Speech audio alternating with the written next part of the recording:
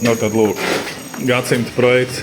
Izrāvām betona grīdu, ielikām siltinājumu, ietinām siltās grīdas caurules iekšā.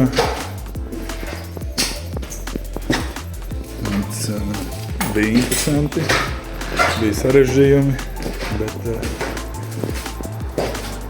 jā, vēl jāuzliek sūknīca, cirkulācijas.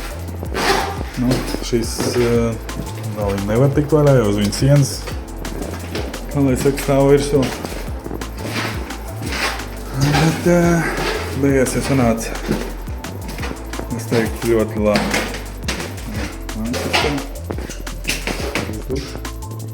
Trapiņš. Tās sienas karājās gaisā vienā brīdī, bet tagad mēs viņas nostiprinājām, iepietnējām apakšā pamats. Tā kā laiks būs baigi forši. Te jau pēc 2 nedēļām šis pats objekts, kur lauzām grīdas ārā, kur nebija siltā grīda, tagad ir siltā grīda ar izolāciju. Ieliec eštrika betons sausais.